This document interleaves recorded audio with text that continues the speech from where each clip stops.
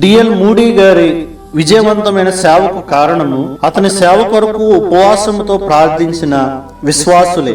1872లో DL moody కొద్ది విశ్రాంతి నిమిత్తము ఇంగ్లాండ్ దేశమందున్న ఒక గ్రామమునకు వచ్చిరి. తాను ప్రసంగించకూడదని తీర్మానించి ఉండినను ఆ గ్రామ సంఘ కాపరి ఒత్తిడిని బట్టి ఉదయమును రాత్రియు ప్రసంగించుటకు ఒప్పుకొనెను. ఆదివారం ఉదయ వర్తమానము చప్పగా ఉండెను. ఆరాధనలో పాల్గొనిన ఒక సహోదరి తన ఇంట నడవలేని స్థితిలో నుండిన అక్కతో మూడీ గారు వచ్చిన సంగతి మరియు ఆయన చేసిన ప్రసంగమును గూర్చి వివరించెను.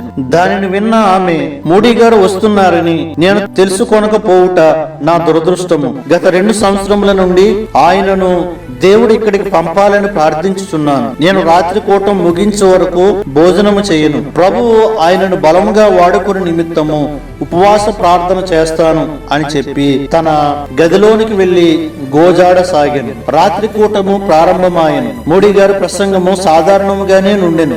అయితే హఠాత్తుగా కూటములో ఒక గొప్ప కదలిక ఏర్పడింది. ప్రసంగించడం ముగించిన తరువాత ప్రభువుకు సమర్పించుకొనగోరు వారు లేచి నిలబడమని చెప్పెను. 500 మంది నిలిచిరి. మూడీ గారు దిగులు చెందెను. తన వర్తమానమును, పిలుపు యొక్క ఉద్దేశమును వారు సరిగా గ్రహించలేదని భావించెను. కాబట్టి అందరినీ కూర్చుండబెట్టి మరలా పిలుపునిచ్చెను. 500 మంది లేచిరి. అయినను మూడీ గారి సందేహం తీరలేదు. 3వసారి కూడా 500 మంది లేచి నిలబడిరి. ఇంత గొప్ప ఆత్మల కోత రహస్యం ఏమిటో గ్రహించలేక కూటమును ముగించెను. పిమ్మట ఆయన కొరకు ఉపవాసంతో ప్రార్థించుతున్న సహోదరి యొద్దకు తీసుకుని పోయేది. సేవ చేయుటకు కావలసిన శక్తి ఎక్కడ నుండి వచ్చుచున్నదో అప్పుడు గ్రహించెను. ఉపవాసం యొక్క శక్తి వలన సేవకులు ఆశీర్వదించబడుచున్నారు. ఉపవాస దినము ప్రతిష్ఠించుడి, వ్రత దినము ఏర్పరచుడి, యెహోవాను బతిమాలుకొనుటకై పెద్దలను దేశంలోని జనులందరినీ మీ దేవుడైన యెహోవా మందిరంలో సమకూర్చుడి. యోవేలు గ్రంథము 1:14.